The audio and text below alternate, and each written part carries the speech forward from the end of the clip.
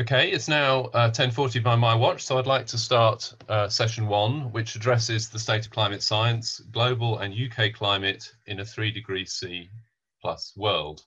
We have 6 panelists, Professor Peter Stott from the Met Office, Professor Ted Shepherd from the University of Reading, Professor Pierre Luigi Vidali from the National Centre for Atmospheric Science and the University of Reading, Dr. Lizzie Kendon from the Met Office, Professor Nigel Arnell from the University of Reading, and Professor Hayley Fowler from the University of Newcastle. I will introduce them each in turn, and they will each have 5 minutes to summarise key points from their presentations, which are available on the web, and hopefully many of you have already listened to. I'm just going to give a few words of introduction myself. The questions that we want to address in this session are summarised on this slide. We want to consider what is it we already know? How have climate and weather changed already in the UK and elsewhere? And what further changes are expected in a 3C plus world? What changes are inevitable? What changes are likely? And also what changes are possible and could have high impacts? Those possibilities may be relatively low likelihood. Nevertheless, from a risk assessment point of view, we need to consider the full range of possibilities. For example, the possibility of abrupt change or tipping points.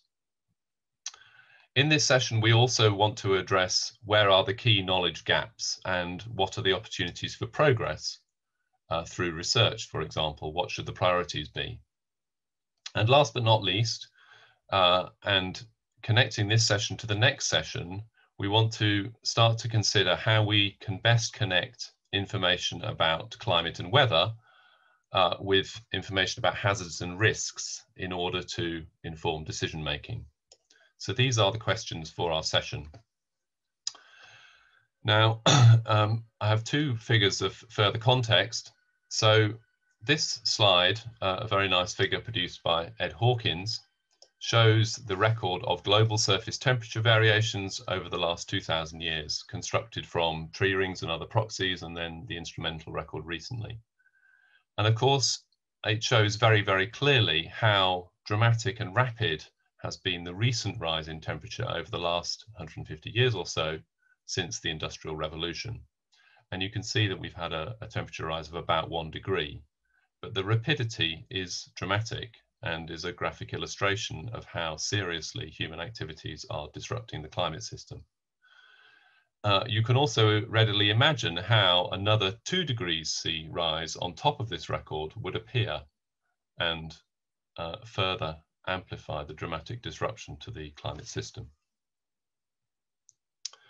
The second figure I want to show illustrates the global nature of global warming. What it shows is the pattern of temperature anomalies, that's differences in surface temperature relative to pre-industrial climate from the 1850s all the way through to 2019. And what you can see is a very clear picture of the whole planet warming. This is extremely important from the point of view of adaptation. What it means, of course, is that in the UK, we have to consider not only the direct impacts of climate change on the UK, but also the indirect impacts that arise through changes in climate elsewhere in the world and the knock-on consequences for the UK. So I'll return now to the discussion questions, and I'd like to introduce the first member of our panel, who is Peter Stott. So Peter is Science Fellow in Attribution at the Met Office and Professor in Detection and Attribution at the University of Exeter. Peter leads a team at the Met Office that seeks to better understand the causes of recent changes in climate, including extreme events. He's been involved in 3 previous IPCC reports as contributing author, lead author, and coordinating lead author, respectively. He is often asked to comment on extreme weather events and climate change by the media, and appeared in the BBC documentary Climate Change: The Facts. Over to you, Peter. Well, good morning, everybody. So there were 3 points really I wanted to make related to how climate and hazardous weather have changed in the UK and elsewhere, which appear in greater detail in my presentation. And the first point really is to stress the point that Rowan's already made about the fact that climate is warming, global average temperatures being over a degree warmer than pre-industrial times now, with moisture in the atmosphere being about 7% greater, and with snow and ice melting at a rapid rate. And the evidence for this is crystal clear, and the principal cause, human-induced greenhouse gas emissions, is very well established. Hopefully you can all see me during this presentation. Excellent. So in my presentation, I show graphs from the Met Office climate dashboard. And this is one thing I think that has developed. You saw some plots from Ed Hawkins there. And at the Met Office, we developed a climate dashboard so that you yourself can explore the data and go and see exactly how climate is changing. And I think this whole aspect of communication of our science, for example, with Pierre at Tomet, I led a project called Climate Stories, is an important aspect I think of how we can communicate our findings. And the second point I'd like to make is that exactly what a degree of warming means for people in the UK and elsewhere is still being established. It's very clear that the risk of hazardous weather from heat waves, floods, droughts, and storms around the world is increasing, but exactly how is still under investigation. And this is aided by improving observations and models at increasingly high spatial and temporal resolution. Now, in my talk, I described some research that we did actually under the Strategic Priorities Fund UK Climate Resilience Project that Suraj Desai introduced at the start of the morning session, where we look at how extreme rainfall is changing in the UK. And we have found that very heavy daily rainfall, as we saw in Yorkshire last November, which led to 500 properties being flooded in the county, has become much more frequent. And we estimated there's about a 60% increase in the incidence of days with such heavy rain in the UK since 1900. Now, more research is needed to uncover exactly how the risks of other types of extreme weather are changing, including windstorms and droughts, for example. But it's both clear that there are some rather dramatic changes already taking place, but also that more research is needed to understand exactly how. And the third point I want to make is that monitoring our climate continues to throw up a number of surprises.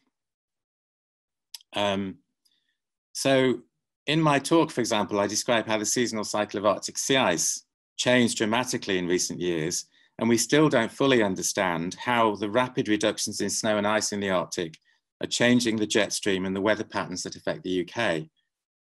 So as well as improved modelling and process understanding, it is vital that we continue to improve how we monitor the climate, hour by hour, month by month, year by year.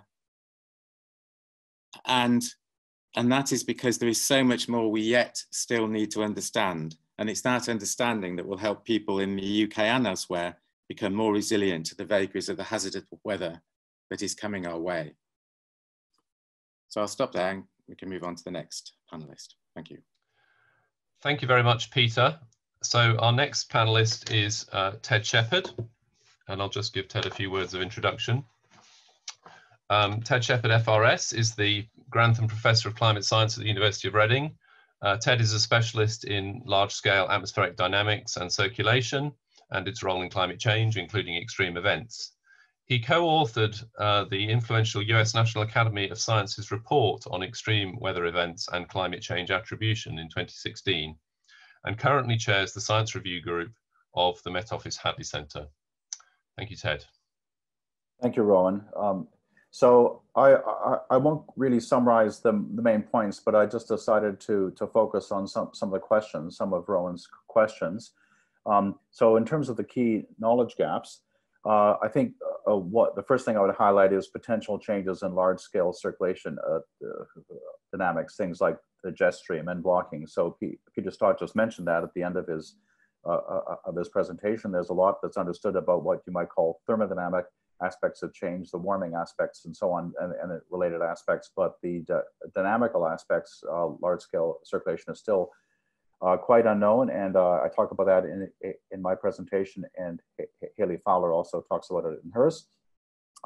Another thing I'd like to point out is the precipitation changes, which are so important for so many aspects of resilience in the subtropical and tropical regions, maybe, so I'm not emphasizing so much UK here, but in the subtropical and tropical, subtropical, it's normally a drying, but the magnitude of the drying is unclear, and it's got tremendous implications. And in the tropical regions, very often the sign of change is completely unclear, and without even knowledge on the sign of change, it's very difficult to plan adaptation. And I should mention the role of the oceans is very crucial here. We've heard a lot in all the presentations, there's huge discussion on the atmosphere, but actually I don't think anyone's touched on the ocean, and uncertainty in the ocean circulation is absolutely critical to some of these teleconnection patterns that we haven't really touched on. In terms of opportunities for progress and priorities for research, I have two things. The first is to bring together different sources of information. It's not one size fits all. So, for example, combining high resolution modeling, which is necessarily a small sample of the full uncertainty space, either with regional nested models or with very short runs of a global model, and the low frequency variability, which necessarily is going to be with a coarse model. It shouldn't be either or. We have to learn how to combine the different sources of information. I think we haven't been very good at that in our community. And the other thing, so I say both Lizzie Kendon and Pierre Luigi Vidali talked about that. The other thing is combining probabilistic and storyline approaches. Hayley, Fowler touched on that, also Nigel Arnell, and the idea of constructing what might be considered plausible worst case scenarios. In terms of the question, how do we best connect climate information about climate and weather to hazards and risks? The first thing I think is to start from the question. And there's a renowned geophysicist, Harold Jeffreys, actually a very renowned atmospheric dynamicist, worked in Cambridge in the first half of the last century, wrote a very influential book on probability. And there's a quote from the first edition in 1939. He says, "It is sometimes considered a paradox that the answer depends not only on the observations, but on the question. It should be a platitude." I think we don't pay nearly enough attention to this fundamental way of looking at things. The data does not speak for itself. You need a question, you need to have a well-posed hypothesis. And we should start from the real weather. We should develop informative storylines of risk. We should link the past to the future.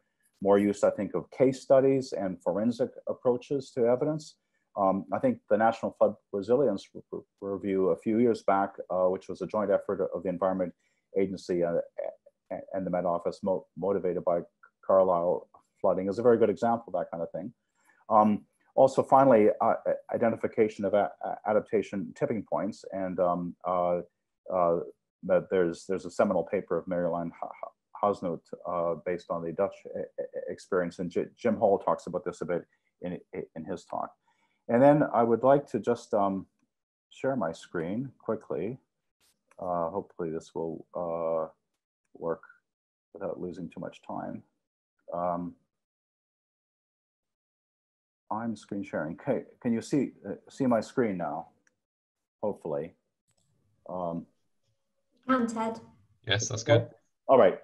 So on the left is you know the World Economic Forum. These guys meet in Davos every January, and they produce they're the risk experts, right? This is the global risk map for 2020. You struggle to find infectious diseases. It's there, but it's up in the right-hand corner. And it's not connected to unemployment or to fiscal crises. So these are the experts, and they didn't see it coming, even though we have had, of course, many studies on the possibility of pandemics. So this just to say that this picks up on Nigel Arnell's point about radical uncertainty. We must not forget that we live in a very uncertain world. There's a quote I like from the Funtovitz and Rabbits post-normal science paper that says that we tend to think of hard facts and soft values, but actually it's an inversion of that problem. The problems we face are hard problems, and the science that we bring to bear is actually very soft. So I think more humility on the part of what we can offer as scientists is very important. And there's a quote I like finally at the bottom. It's in the public health context. It's from Rutter et al. In the Lancet. They said, instead of asking whether an intervention works to fix a problem. Researchers should aim to identify if and how it can contribute to reshaping a system in favorable ways. And I think that's a theme that will be picked up in the adaptation part of the conference. Thank you very much. Thank you very much, Ted. Lots of stimulating thoughts and suggestions there. I'd just like to emphasize to everyone that you're invited to put questions into the Q&A box. You can name the panelist that you would like to respond, or you can just leave them open and we'll allocate them to a panelist. And you can also vote for questions that you would like to see discussed. It's unlikely that we'll have time to discuss every question, but of course we'll do our best. So the next two panelists are going to discuss particularly progress and opportunities arising from numerical modelling. And the first is Professor Pierre Vidali, who is a Professor of Climate System Science at the University of Reading and also a Senior Scientist in the National Centre for Atmospheric Science. Luigi is co-lead of the UK's High Resolution Global Climate Modelling Programme, a program that's had a life for over a decade now and been very influential, and is scientific coordinator of the EU Horizon 2020 Primavera program.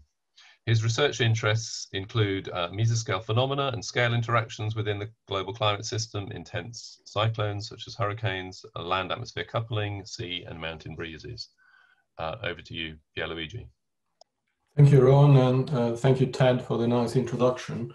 So in my presentation that I hope some of you may have seen, I argue about the usefulness of global climate models. We do need very reliable information about weather and climate at the regional scale, or even better.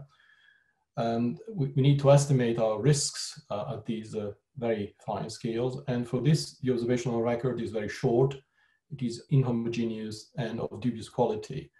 So we build these models, these physical models, as useful tools to interpret and to complement observations. And what these physically based models can tell us is why things happen, and we can do this through process understanding, and also what has very likely already happened, but we don't know has happened. So it's a way to rebuild observations, things we may have missed, especially over large portions of our planet. The observational record is really insufficient.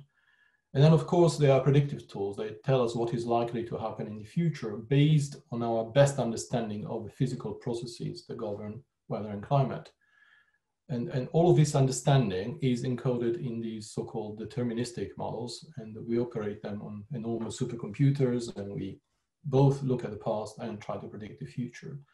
So in my talk, I provided a couple of examples of the use of such models to create synthetic observations, which are useful to society and to industry, to estimate our risks, risk to life, risk to assets in remote parts of the world. We talked about, and Rowan mentioned this before, about the UK being exposed both directly and indirectly to things that are happening across the world. And one of the examples I've given is what insurance cares about. So they look at various types of natural hazards, and there is a class called hydrometeorological. Those cost us every year order of hundreds of billions of US dollars around the planet. And even a single hurricane will cost between $1 and $10 billion in damage. And our exposure in UK is both physical, so we have direct exposure because some of these systems are starting to make their way to our shores, and also socioeconomic, so through economic exposure, for instance, in the insurance market or in the energy market. Anyway, our exposure is global, and that's why we build models that are global. I also shown that there are some new processes that we normally don't consider, called post-tropical cyclones, that are already a threat to the UK. Then in terms of overseas aid, I've shown that 2/3 of global assets are not insured. Many poor countries do not cannot afford insurance, but mostly we don't have information good enough to provide evidence for insurance industry to assess their risks, so they cannot insure anyone. Somebody loses their home, it cannot be rebuilt. So this global work is very important for overseas aid. And then I talked about creating these synthetic weather and climate data sets, and I've told you about what we produced during Primavera. So we produced about 2 petabytes of data that provide synthetic information about weather and climate, and these are now available to the global community. They're available through portals where the data can be downloaded or operated on. The size of this exercise that we completed in Primavera is comparable to the CMIP5 archive, so the past exercise that informed the past IPCC report. Now these, in terms of opportunities, these new models are now able to operate at around 10 kilometers or less. And this is a very particular range of resolution where we can present scale interactions at the global scale, so small things that affect large things like circulation that Ted was talking about. And so it's both the physical phenomena and also the governing circulation that determines where they happen. And so being able to do this means that we can reproduce the full spectrum, well, nearly the full spectrum of intense storms, for example, hurricanes with near perfect fidelity, as we go down to 3, maybe 1 kilometer. And more importantly, means that we are able to represent the effects of very small processes on the rest of the planet. So what happens in very remote regions of the planet has an impact on what happens here in the UK. And I provided a very strong example. So it's an estimate of future precipitation extremes in the UK, simulated by one of these new climate models that have very fine resolution in both the ocean and in the atmosphere, and compare it to what UKCP estimates the precipitation extremes for the UK will be in the future. And we show that actually the details, the very fine details of eddy mixing around the Gulf Stream provide nearly twice the amount of precipitation in this extreme range for the UK as compared to the classic models. And this is because of very, very fine scale processes that happen near the coast of the USA and they affect what happens back home. So we need to combine these different capabilities. We need to combine the global models that have good circulation with observations. We need to continue to build on the synergy between observations and models. And possibly what we need to do, we need to start at the scales that we identify as scales where important scale interactions happen around the globe. And then we need to use possibly very large regional models capable of resolving the impacts directly, like the impacts of individual mesoscale storms, very intense storms, and produce robust estimate of impacts through, for instance, very large ensembles. So I think this synergy between different types of models and observations can help us, and is a massive opportunity for us in the future. Thank you very much, Pierre Luigi. So next we have Lizzie Kendon, and there will be some connections, I think, between what you were talking about there, Pierre Luigi, and what Lizzie is going to talk about now. So Dr. Lizzie Kendon is a Science Fellow and Manager of Understanding Regional Climate Change at the Met Office. She leads a team of scientists using very high resolution regional models to study climate change with a focus on extreme events. Her work has been pioneering in the field of convection permitting climate modelling, and she recently led work delivering the first national climate scenarios at kilometre scale as part of the UKCP 18 project.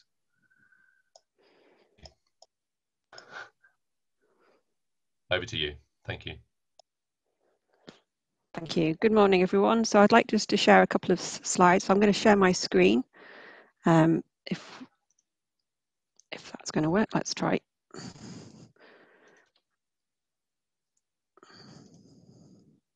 Is that working? Yes. Yeah, that's good, Lizzie. Great. Okay. So Rowan there mentioned the UK climate projections. So these are the latest climate projections for the UK. That were released by the UK Met Office, and they provide unprecedented detail of how the climate's going to change over the coming decades, depending on what emission scenario we follow. And the new local 2.2 projections provide the most detailed view. In particular, they're using a model that is as detailed as we typically use for weather forecasting. And that allows us to look at future changes in local extremes. So here I'm talking about heavy summer downpours, sting jets, hail and lightning, and also look in detail at changes over cities. Now, on the national level, what we expect is a greater chance of warmer, wetter winters and hotter, drier summers in the future across the UK. Now, in terms of hot summer days, we expect these to increase more than the summer mean by about 4 to 7 degrees C by the end of by the 2070s if we follow the RCP 8.5 scenario. But it's not all about peak temperatures. So also hot spells are expected to become much more frequent. So exceeding 30 degrees C for 2 or more days, for example, is 16 times more frequent in these projections over the southern UK. And actually, if we look at something like exceeding 40 degrees C, which is something that Peter Stott talks about in his talk, we find the frequency of that will become as likely as exceeding 32 degrees C in present day. So like the hot temperatures we saw back in summer last year are going to be becoming much more common if we don't cut our emissions. So in terms of rainfall, what's really important not only is the mean changes, but also how many days it'll be raining and how heavy it will be on days when it does rain. And actually, what the projections are consistently showing is we expect an increase in the intensity of rainfall, including in summertime when there's an overall drying. And if we think about heavy rainfall exceeding, for example, 30 millimetres an hour, which is a typical threshold used to issue a flash flooding alert, rainfall associated with that, days with that will be almost double by the 2070s. I'll just move on to the next slide. Now, what can users actually expect over the next few years?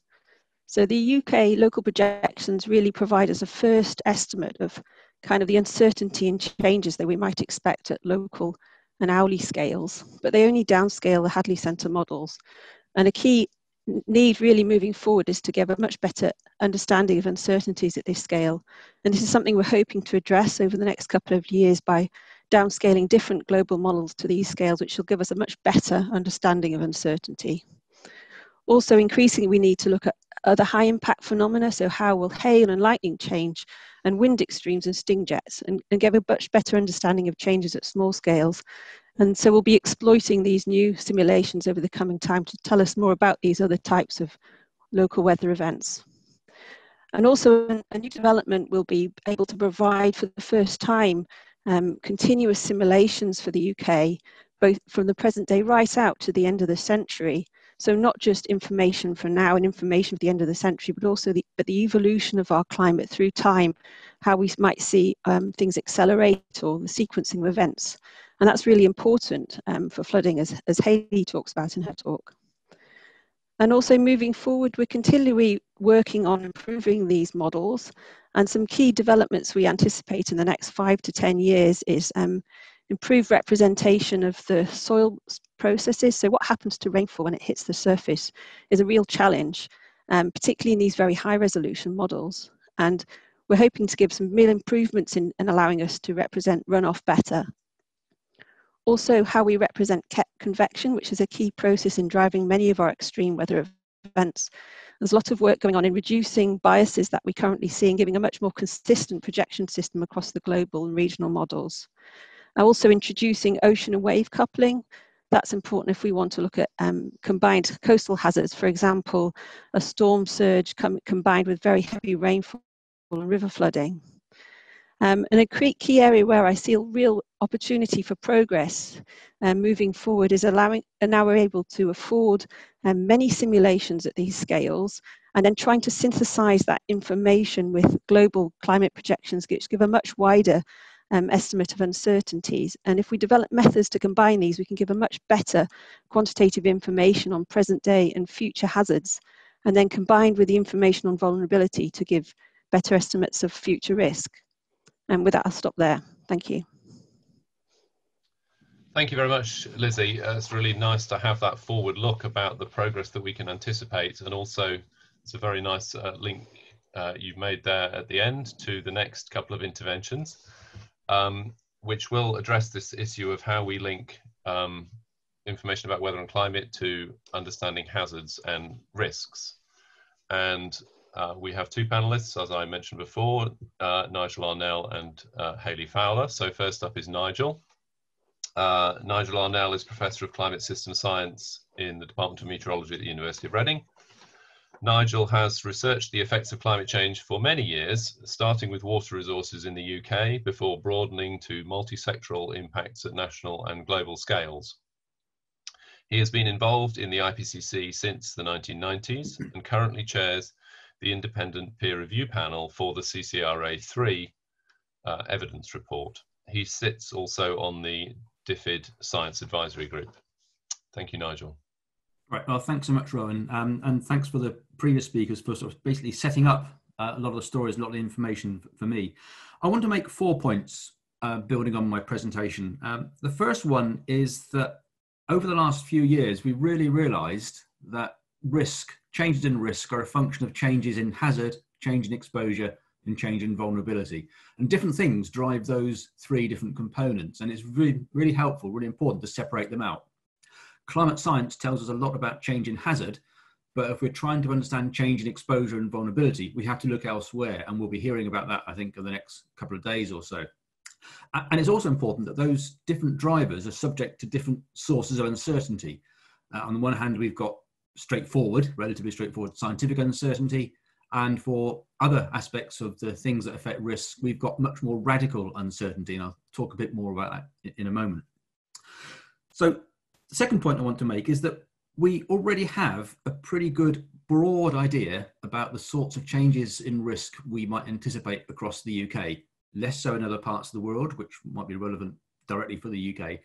We've got a broad idea of the sorts of changes we can expect, and we've heard about those over the last few presentations. We've arguably got enough information to make decisions, to be some actionable information. But what we don't know are some of the specifics about some of the extreme events that we might anticipate and how those extreme events might change. And we don't know necessarily the magnitude of the sorts of changes we might anticipate. And both those are actually really challenging to the practices, the specifics of adaptation and resilience. So the third point is that we can look at this uncertainty in 2 ways. We've heard about how to resolve or reduce and address some of the scientific uncertainties by blending models, different scales, with observations, with theoretical understanding, taking a whole range of different approaches to think about how we use information on how the climate system might work, to get some idea of how the sorts of events we might want to adapt to are going to change. So Ted's storyline idea, I think, is going to be really, really valuable. So we can do lots on scientific uncertainty and trying to reduce the range of uncertainties and just think more logically and systematically about the possibilities of how climate change might affect the things that we're concerned about. But we also need to look at the radical uncertainty aspect to it. And the key one that's relevant in terms of the climate hazard side is what happens to emissions. We heard at the beginning how we might be aiming for a 3-degree world, we might be aiming for a 4-degree world, but there's a lot of talk about RCP 8.5, and we saw this in Rowan's first slide, and that comes up with a world that is maybe 5 degrees. And a lot of the information that we have, the evidence base that we have about future changes, is based around RCP 8.5 type projections. So one of the big things that we need to sort out and think about is what we really think about the worst case. What are the worst cases that we might plausibly want to seek to plan against? And that's not just a science decision. That involves thinking about what sort of emissions might be in the future and what's our risk appetite. So the science that follows from that is how can we add information to the evidence that we've got from a small subset of climate projections to look at other plausible worst case scenarios. So the UK CP18 family, for example, has information on 3 or 4 different climate projections. How does that relate to a 3-degree world or 4-degree world? And how can we combine information from the climate models and the UK CP projections with other evidence to get some idea of what other plausible worst cases might be? And that to me is a big opportunity and a big gap. It's how we can, in a sense, go beyond just using the forcings that are used to run these really powerful and really expensive climate models. And how can we get extra information to add to the model, the really important model results that tell us lots about how systems change and respond. So those are my first 3 points. The distinction between risk, the risk is driven by change in hazard, exposure and vulnerability, and the sources of information we use are different for those 3. The sources of uncertainty are different too. There's lots of opportunities to blend science and modelling and observations and theory to get better ideas about how the future might change. We need to think really quite clearly about the sorts of worst cases that we might want to plan for. The fourth point I want to make is that although we have got quite a good idea about changes in climate risks across the UK, I'm not convinced that this is getting out there enough. I think a lot of the information can be rather cryptic, and I don't think we often express the changes in risk in terms that are useful to high-level policymakers in government, but also there's an increasing demand for information at the more local scale, the regional or the county scale. And I think there's lots of opportunities for us to provide more targeted and policy relevant information at these different scales. Thank you. Thank you very much, Nigel. So finally, we have Hayley Fowler from the University of Newcastle. Hayley is Professor of Climate Change Impacts in the School of Engineering at Newcastle University. Hayley's research focuses on improved physical understanding of changing precipitation extremes, droughts and floods, and also bridging the gap between climate modelers and users of climate scenarios. She is a Fellow of the American Geophysical Union and a Royal Society Wolfson Research Fellow. She leads the GWEX Hydroclimatology Panel, Subdaily Precipitation Crosscut, is Chief Editor of Frontiers in Interdisciplinary Climate Studies. She's a contributing author to the Water Cycle and Extremes chapter for the IPCC Working Group 1 6th Assessment Report and the UK 3rd Climate Change Risk Assessment. Thank you, Hayley. Thanks, Rowan. Okay, I've been asked to talk about hydrological extremes and particularly how we can link all of the information that people have just talked about through to hazards and risks. And Nigel's nicely told you already about risk being a product of hazard exposure and vulnerability. And in the previous climate change risk assessment, the second risk assessment for the UK, hydrological risks came out really quite high up, and flooding top of the priorities areas for further action in this climate change risk assessment. And the other thing in terms of hydrological risks was the risk to shortages in public water supply for agriculture, energy generation and industry. So it's obviously key to think about these hydrological risks. Some work that's been done already by Paul Sayers and partners for the third assessment report suggests that actually in terms of flood risk, that climate hazard part of this risk is actually key and provides most of this additional risk with climate change. Of course, with drought, it's a little bit different. And actually, we've heard already from the climate scientists that we can expect warmer and drier summers in the future and wetter winters. And of course, that will be regionally variable. And actually, it's that balance that's important in terms of actually what will happen to that kind of annual balance of water. And particularly if we get drier winters in the future, there may be risks of shortages. It's a more complex picture than that, though, in terms of something that Nigel's already talked about for water supply. And I'm sure Jim Hall will talk about this in the next panel as well this afternoon, where if we're thinking about water supplies, we also need to be thinking about the increase in demand coming from increased temperatures. But if I focus a little bit on extreme precipitation and flood risk, which is what I talked about in my talk, really, there's been a bit of a paradigm shift that Lizzie's just talked about in climate modelling over the last 6 or 8 years, and also in some observational data sets and satellite, radar and gauge products that actually have really been able to give us a much better understanding of what might happen to extreme rainfall hazards over the UK and the world. And in particular, we're quite confident now that extreme precipitation intensities are expected to increase with temperature at about Clausius-Clapeyron. So that's a theoretical approximation. And it's about 7% increase per degree of warming. And that's to do with the increased water vapor holding capacity of warmer air. So we're expecting those intensities to increase, and that's borne out in both model results from climate models and in observations now in terms of trends in observations in these extremes. Because we expect total precipitation will increase at a slower rate, though, we also get changes in duration and frequency. And that's also seen in our observations as well. And actually, we can expect and we see not only changes to these peak intensities of rainfall, but we also see changes to the storm temporal profile, and which basically gives you a higher peak intensity of the storm, but perhaps lower intensities in those lower rainfall bits. And we can also expect changes to duration.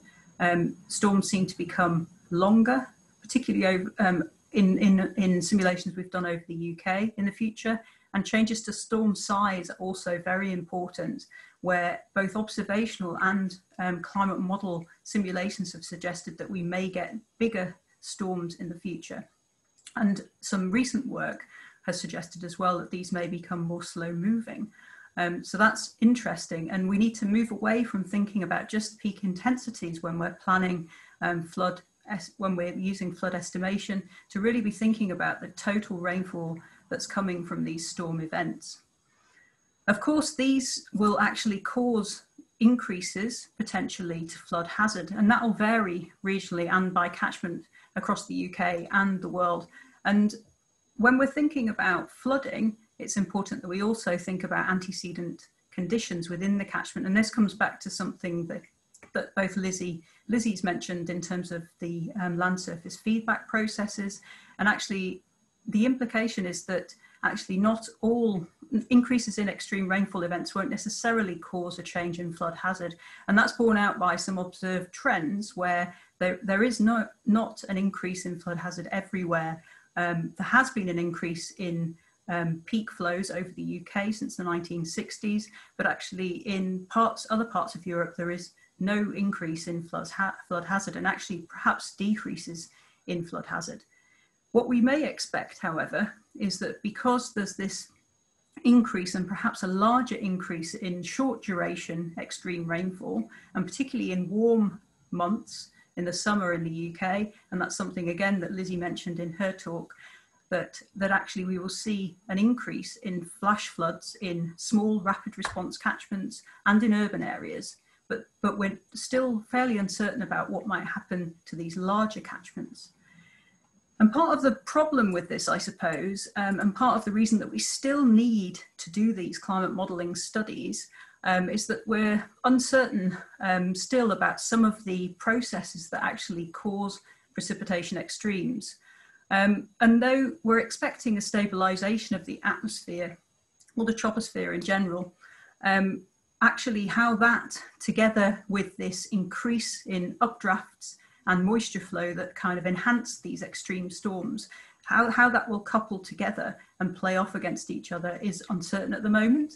The other thing that Ted mentioned in terms of the influence of the changes in large-scale circulation dynamics, again, will have an influence on these extreme rainfall events and floods, but has much bigger influence actually probably on the frequency of drought events.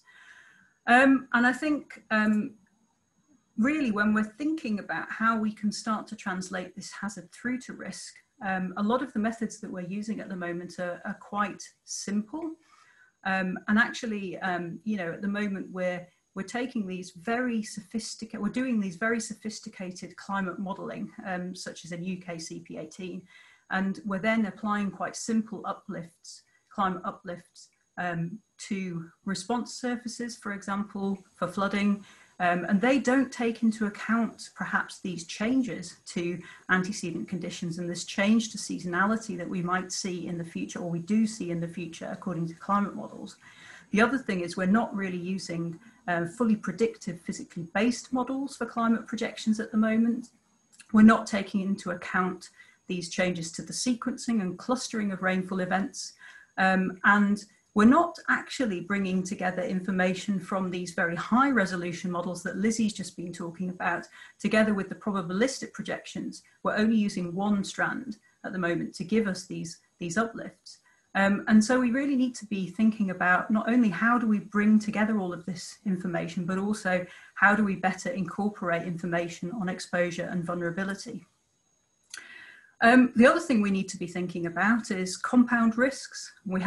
Nigel's talked a bit about that, but also from the physical side, you know, how do different types of flooding come together to cause these compound or cascading risks? And I'm sure that Jim Hall again will talk about that in a little while.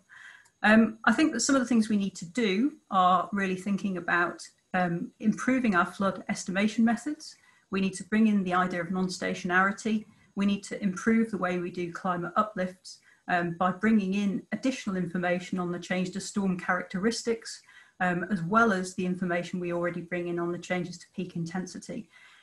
And climate models are actually crucial for this, but at the same time, we need to think more carefully about some of the ways we actually run these climate models and why we are using them.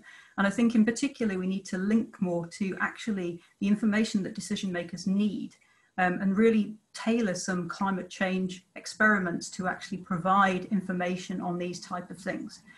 Finally, I think that what Ted was saying earlier is really key here. We can't just, we have to almost change the way we think as climate scientists. We need to be a bit less cautious. We need to think about what we understand from processes, what we understand from our expert judgment, bringing in together qualitative and quantitative information to actually build storylines of plausible extreme events that decision makers can use for risk assessment. And I think that we have that understanding and we have the ability to do this, but we need to move beyond these very quite simple methods we use at the moment to translate this information through to decision makers. And I think key to that is actually having funding to specifically produce information and methods and software or whatever it is to actually allow this testing and planning of risk strategies that decision makers can use. Thanks very much. Thank you very much, Hayley, and thank you to all our panelists. So if all our panelists could put their cameras on now, I hope that it will be possible for everyone to see everyone, so to speak. And thank you to those who have already contributed questions to the Q&A. Please continue to do so, and you can vote for questions that you like. I would observe, not entirely surprisingly, that one or two of the questions are perhaps more relevant to later sessions in the conference. Adaptation is such a cross-cutting topic, I don't think that's surprising, but just to note that. So without further ado, I rather like the first question. It's not the sort of question that is perhaps often raised in scientific discussions. The question from Robert Proctor: how does the prospect of a 3-degree world make you feel? So actually with this particular question, I would like to just go around the panel very quickly, and you can almost give a one-word answer if you like. But if I could start with Peter, could you take that question?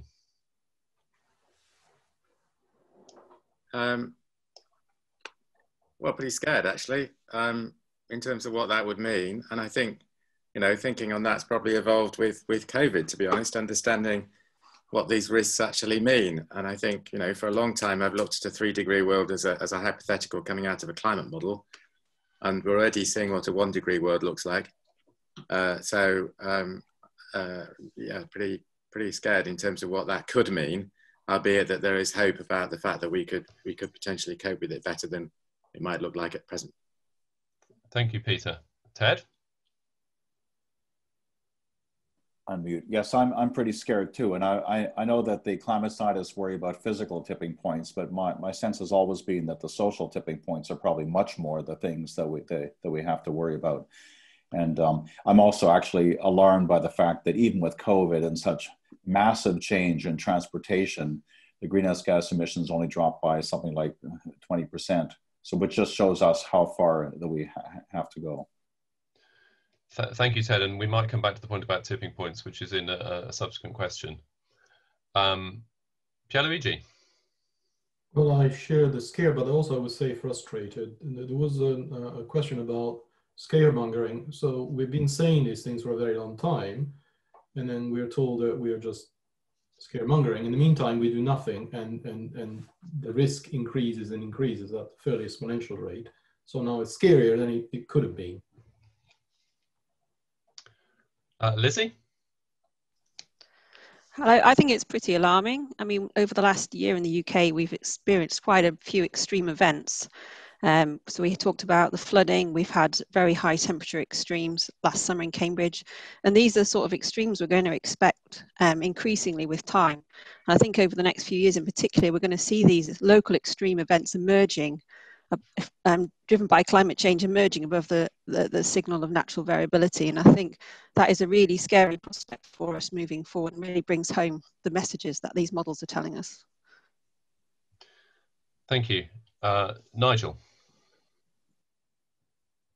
Well, I think it's pretty scary, but to me, the most concerning thing is that although we might be able to estimate what a 3-degree world looks like physically, I think we have very little idea about what it means socially, economically, politically, and those to me are the really scary points. It's the radical uncertainty that's the challenge there. Yeah, thank you. Hayley?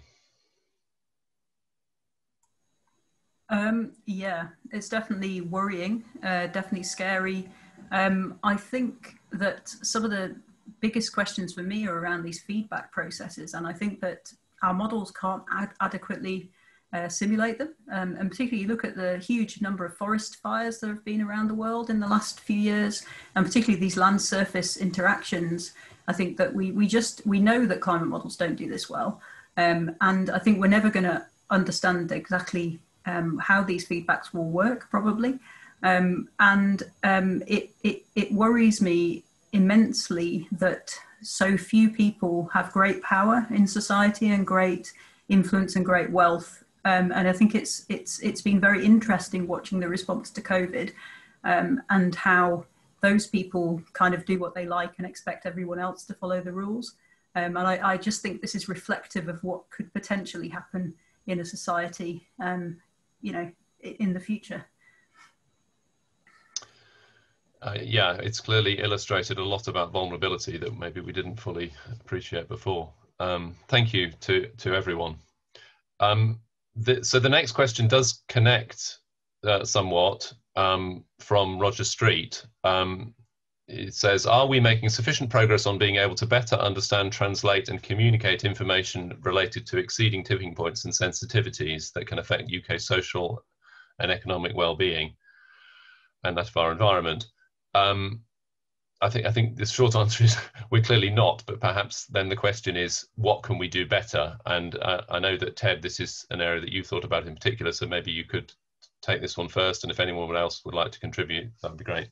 Okay, and there was another question in the chat, in the Q&A, that I tried to respond to in terms of alarmism, because it's not necessarily unrelated to this. I think there's it's important to communicate what we know for sure, and what will keep getting worse, you know, and we don't know exactly how worse, but it'll keep getting worse. And just like with COVID, I mean, the epidemiology is pretty clear. Exponentials are pretty clear. It's, you know, the facts are not in doubt. It doesn't mean that you can predict what's going to happen. It's a pretty good analogy in some respects, right? You can't predict what's going to happen. You can't tune the infection level with a series of measures. The understanding is nowhere near enough to do that, but there are risks, and we know that we have to deal with them.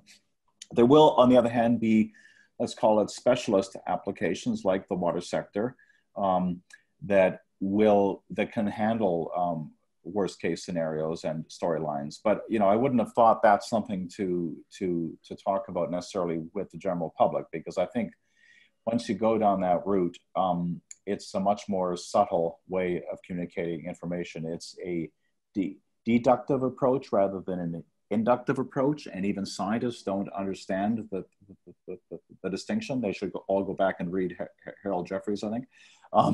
You know, it's a question of what you build in as your prior. And, you know, if people say, oh, you're building in the answer, well, you're building in your knowledge. That's a different thing. So it's, you know, I think it's important to distinguish between those two kinds of framings. Thank you, Ted. Would anyone else like to comment on this question? If so, probably the easiest way for me is if you physically raise your hand, because that's the easiest thing I can see. Thanks, Nigel. Yeah, my sort of response to that question is that I think it's the socioeconomic tipping points and that are going to be more important over the next 20, 30 years than any climate ones, probably. And it's, you know, some of these have been exposed by COVID. There's all sorts of changes about attitudes to responsibilities for resilience and so on. And I think there's some quite big step changes that we might see one way or another over the next few years, which are going to really influence our ability to adapt. Thank you. Okay, if we move on to the next question, there's one here about behavioural change, which I think is probably more of a subject for day 2 of this conference. But if anyone would like to comment on it, then raise your hand, let me know. If not, I'll go on to the next question. From Tim Reader, what is the emerging picture of possible greater sensitivity of the climate to greenhouse gases? I think, Peter, this is probably one for you, please.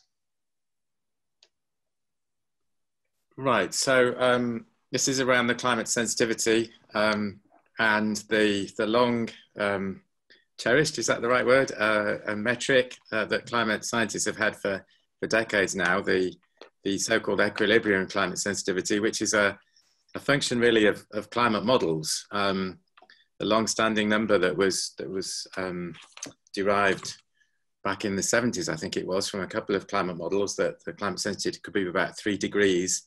And that is the warming that you get to a doubling of CO2 when the atmosphere has reached equilibrium. And the issue with that metric is that it's not something that is realized in the real world. And so now there are other metrics such as the transit climate response, which deals more directly with the rate of warming, which is slightly easier to pin down. But in terms of the debate around this metric of climate sensitivity, I would say that there are 2 pieces of information. And in terms of, I think one of the panelists made the point about synthesis, about how we synthesize different sources of information. And I think this is exactly where the question of climate sensitivity comes in. So we have an emerging information coming through from observations as best we can infer. And to do this, we can look back over paleo timescales, and we can look back over more recent timescales. And then there's also information coming through from the climate models. So some of the climate models seem to have slightly higher levels of climate sensitivity. Some of the information coming through from the observations may point to slightly lower, but they're all pointing to roughly a number that's been around in the community for a very long time, of the order of about 3 degrees Celsius or so, with some uncertainty band around that. And of course, the Intergovernmental Panel on Climate Change will be coming to a consensus view on that in terms of the 6th assessment report. So I don't think there's any radical reassessment in terms of that. I think the issue is more about what other feedbacks do in terms of, for example, the carbon cycle and carbon cycle feedbacks in terms of the impacts of that basic climate sensitivity, in terms of what that means. So the discussion that we've been having so far in this session. So I don't think there's a radical reevaluation in the sense of what that metric is. There is perhaps some greater degree of confidence that it is of the order of 3 degrees or so. I think it's more in terms of what that actually means for the UK and elsewhere in terms of extreme weather, and then in terms of the, in terms of the actual risks that we've been talking about, I would say. Thank you, Peter. So coming to the next question, which I might paraphrase slightly. So we have a question here from Jim Poole, which talks about, refers to Nigel's emphasis on the importance of communication, and asks whether perhaps we know enough about future climate and now should really be focusing entirely on communication. I'm paraphrasing slightly. So there is a view, of course, that climate science has done its job, and now we need to focus on net zero carbon emissions and other aspects of communication. So I'd like to put that question to the panel, and maybe Pierre Luigi, you'd like to have a first go at that question. Well, first of all, climate science has not done the job. There's still plenty of things that we are unable to simulate. The climate system is quite complex. I think maybe part of the communication needs to be about explaining what it is we do. It is a very complex field. A lot of people have a very mistaken understanding of what climate modeling is, for instance. In my experience with industry, a lot of times they think I'm talking about an Excel spreadsheet. And the expectations from this kind of modeling are entirely wrong in that respect. Explaining what we do might also allow us to work better together. So I've worked with insurance, I've worked with the energy sector, and being able to work with the engineers who actually try to find solutions to make themselves more resilient depends very much on very deep capability inside some of these industries. So maybe it's about working together, not just telling the end of the story, but actually going through all the processes and what each one of these things means to that particular sector and what it is we can do about it. So again, I was saying I was frustrated. I'd like to do something about it. And so we need to work together. And we had examples in Primavera of co-design and trying to build type of climate information that can be consumed by society and industry. So you're basically saying that taking forward the science and taking forward the communication have to happen very closely together. These are not separate activities. Ted, you've got your hand up. Yeah, can I just say the fact that we don't understand the sign of mean precipitation change over most of the tropics, or the magnitude of the drying in Mediterranean climates, California, Mediterranean itself, and so on, within a factor of 2, are massive uncertainties. So even before we start talking about tipping points and things, which is another thing, those are abs for development. How can you adapt if you don't even know the sign of change? Thank you, Ted. Nigel? Yeah, the point I would make is that I think we've got a lot of information to start the conversation, and in some sectors that conversation is well advanced. In a lot of sectors we don't have the right information, but the key thing is to find out what people need to know in order to make decisions. And one of the things that will soon become apparent is that actually there's a lot more science that we need to do in order to help narrow down the range of possibilities that they have. So it's a dialogue, but so climate science is not done, but we need to find out what people need to know in order to make better decisions. But I think we can start the ball rolling already. And as I say, it has already started moving in some sectors. Thank you, Nigel. Hayley? I think that it's important. We're never going to have enough information. We're never going to know everything. But what we have to do is use the best information we can. And I think at the moment we're not using the best information we can to make those decisions. And I don't think that we should be, doing less climate science necessarily, but we certainly need to be doing a lot more of this translation of climate science through into practice, doing that much quicker than we are at the moment. And it's not just about communication, it's a kind of co-production. So it's not about climate scientists communicating to decision makers, it's about everyone getting together and actually co-producing. And I'd like to see that happen with the next set of UK CP, the next set of the climate projections in the UK, designed for decision makers perhaps, or designed with decision makers in mind. And that real thinking going on, and more funding available for these translation activities, which I think get forgotten about at the moment, but actually crucial for adaptation. Thank you very much. There's some really interesting things to think about there in the next set of UK climate projections. Rowan, can I respond to that? Please do, Lizzie. So in terms of the UK climate projections, I would say that, and we did actually involve users right from the outset. And I agree that I think this is really important moving forward, to help with the communication, and also to make sure that the climate science really is providing the information that decision makers really need. I also think there's an issue here where we've got a lot of projections coming out of all different types, and it's very difficult for people sometimes to really understand which projections they should be using for what.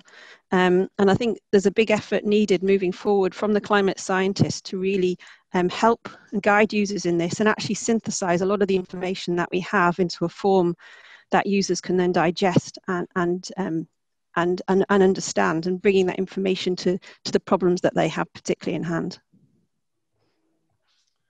Thank you very much. So if we move on to a next question. There's a question here. Oh, sorry, it keeps jumping around on my screen. A lot of the impact literature, this is from Daniela Schmidt, a lot of the impact literature is still drawing on RCP or even older scenarios. Adaptation options, though, will depend on SSPs. Perhaps one of our panelists can explain this. I won't go into all the terminology now. How are we ensuring the link between the climate modelling community and the impact community to ensure fast uptake? That sounds like one for Nigel or Hayley. Nigel, thank you. Yeah, that's a really fair point. And the climate science has become quite based around RCPs, these representative concentration pathways, RCP 8.5 and so on, and they underpin UK CP 18. And there are good practical reasons for that. One of the big strengths of the framing of risk as a function of hazard, exposure and vulnerability is that you can combine different climate forcings, RCPs, with different socioeconomics, and that's really, really powerful. So I think a lot of the community recognises that you can combine the sorts of projections of change in extreme weather that Hayley, for example, has been talking about, with different assumptions about change in exposure or change in the way we manage extreme weather events to get some idea of impacts and consequences. So the so-called matrix approach, where you can combine different rates of climate change with different assumptions about socioeconomic changes, is really, really powerful. The point that I think is crucial there is that if we're not careful, we do get too bogged down in these RCPs. So one of the big science questions is how we go beyond the RCPs to a wider range of climate projections. That's quite an open question, but I think we have in the community recognised that it's not a straight linear link. You can mix and match different climate forcings with different socioeconomic assumptions to make some really powerful conclusions about adaptive opportunities and so on, and look at flexibility to different socioeconomic uncertainties as well as climate uncertainties.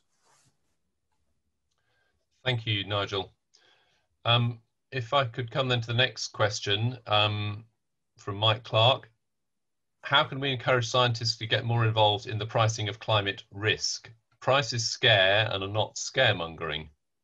Why is sensible carbon pricing going so slowly? If I could expand that slightly, it's of course not just about carbon pricing, it's also about investment risks of all sorts and the extent to which investors have appropriate information about climate risks, and the whole agenda around the Task Force for Climate-Related Financial Disclosures is of course bringing about huge changes in that space.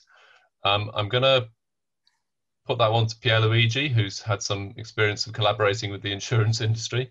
But if others would like to answer, you can put your hands up in a moment. Well, my first reaction is to say to this day, despite working with several of them, it is quite mysterious to me how they come up with their prices. We weren't really allowed to see how they do it, and the type of information they take into account is, in my opinion, very much incomplete. I mean, there are some good examples. I'm talking about now very large group. So in many ways, it is very frustrating to provide information and not know exactly how it is used, because we could make a lot of progress together if we understood the full chain of mechanisms that takes us in the end to that price. And the price could be very much reflecting reality, or it could be very much off by a factor of 10. So again, this co-design, co-production, all that, I think is one of the answers to that.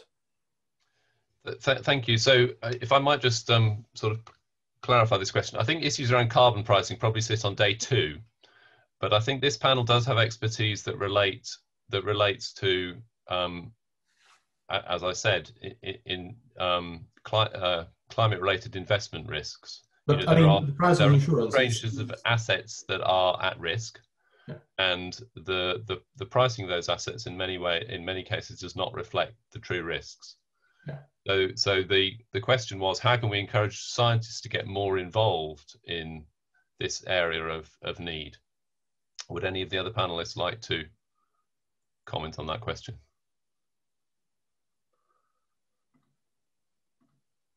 Peter, thank you. Just one point to make, and it is going back to the basic science, if you like, but clearly the translation of that science and the co-development of that science is crucial here. But there has been a bit of a shift in focus, I think, in the community around thinking not just about future risks, but current risks, and in a variety of different ways. For example, the science that I've been working on for many years, the attribution science, traditionally was looking at, to what extent can we be confident about the fact that human influence has dominated global warming, but increasingly what we're trying to do is bring that science to look at how the risks have been affected by greenhouse gas emissions and other human and natural factors, and basically to zero in on the current risk and then put that in the context of past and future risk. So there has been that change of emphasis, and I think part of this now is to bring that science forward and to bring it, bring its translation forward for the decision making that we're talking about here. Yeah, I think that's a really important point, Peter. And as you say, the question of quantifying current risk has actually been has not had anything like enough attention by the climate science community for a long time. There's been a lot of focus on predictions and a sort of assumption that we know current risk, but we don't. Typically, we don't in the context of a non-stationary climate and very short observational records. Ted. Yeah, just to add to that, I think insurance, I guess, is adaptation to weather risk, isn't it? And so it's a very immediate question. I guess I'm not the expert, but even if insurance companies are only interested in the next year or couple of years, if there are non-stationarities in there that are going to, flatten them, they really have to be aware of it.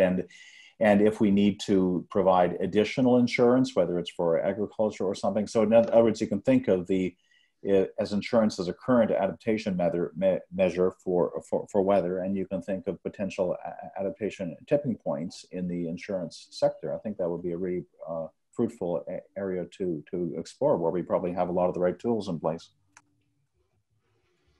Thank you. Let me just have a quick look down the questions again. I mean, again, there's a lot of excellent questions here. There are a number that I think will be better addressed on day 2, and there are one or two very specific ones. For example, one for Peter there. If you could just respond, I think, directly by typing an answer, that would be great, Peter. So let me just look down.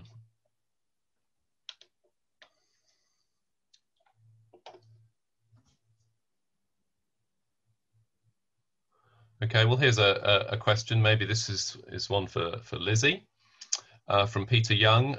Key risks are all about local extreme events, but all the policy aims are framed about global temperature rises. What would the panel pick as popular headline aims in the UK for extreme events? And at that point, the screen jumped and I lost my place.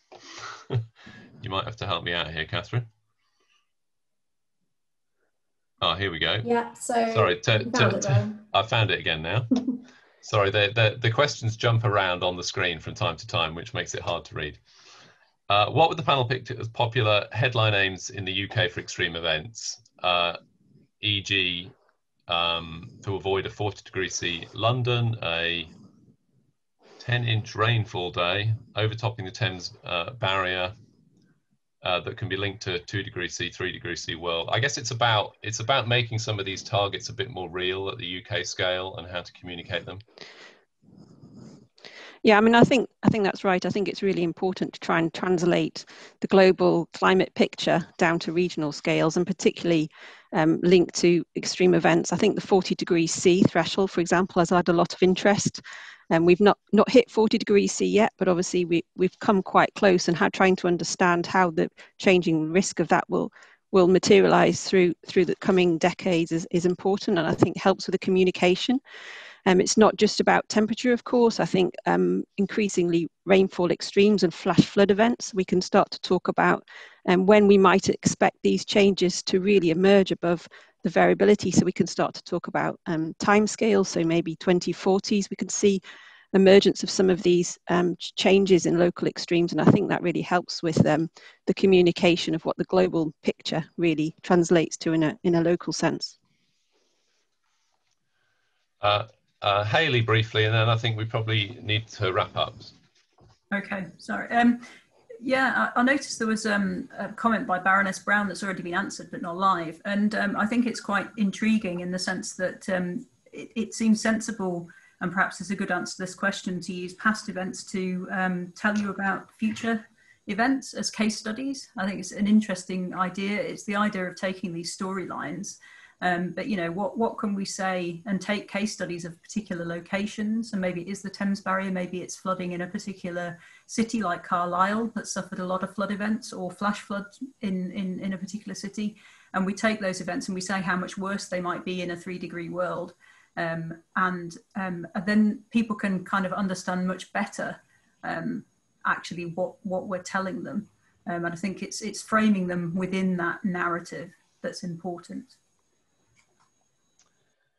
Well, thank you very much, Hayley, and thank you to all the panelists. I'm going to attempt a brief summing up as we're coming to the end of our session. We've heard a lot of really interesting, important contributions. I hope you've enjoyed the discussion, everyone out there listening in, and thank you for all your questions.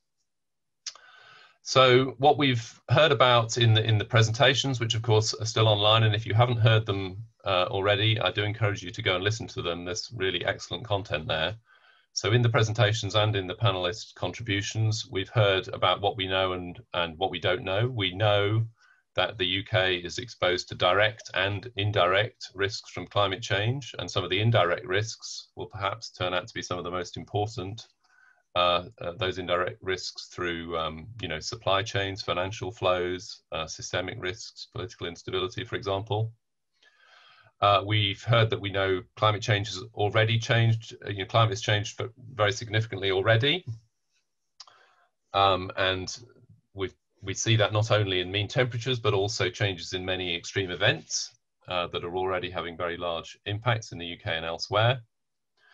And looking to the future, that there are many aspects of climate change we're highly confident about. We're highly confident that temperatures will continue to increase, for example, that certain types of heavy rainfall will become more frequent, that ice will continue to melt, that sea levels will continue to rise.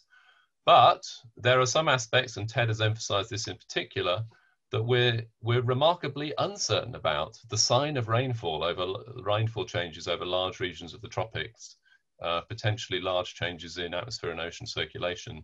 These could have really substantial impacts on regional climate, hugely important for adaptation, and we remain very uncertain about them.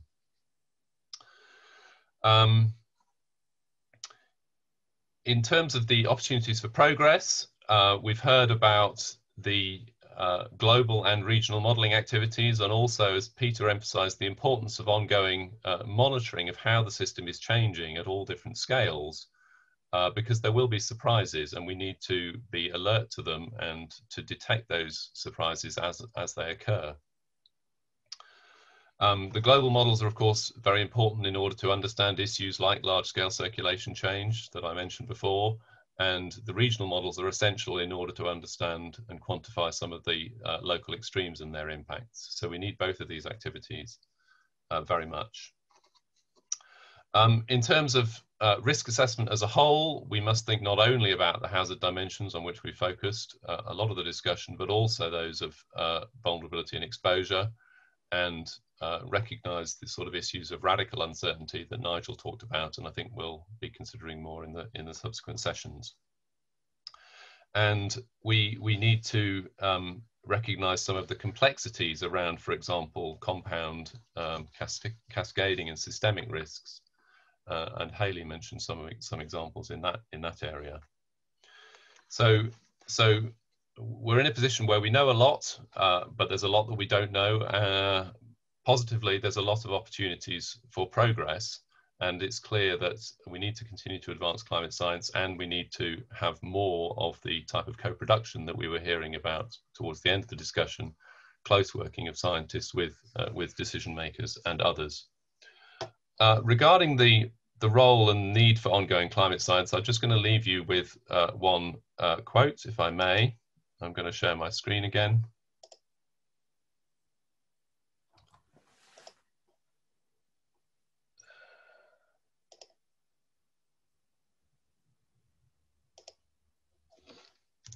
This is a quote from Ed Hill, who is the Chief Executive of the National Oceanography Centre. And I think for me it sums up rather clearly, more clearly than I've often heard, the importance of ongoing progress in climate science. in the current time. What he said was, climate science is even more important as society rightly turns its attention with increasing urgency to implementing informed mitigation and adaptation actions and solutions. This is because, given the complexity of the climate system, these solutions will need to proceed by the principles of adaptive management, involving design, monitoring, evaluation, and adaptation of policy actions, and hence be continually informed by emerging new knowledge about how the weather and climate system is changing at local, regional, and global scales. And with that, I will thank the panelists once again and everyone who's attended, and bring this session to a close. I wish you a good lunch break and look forward to session 2 this afternoon.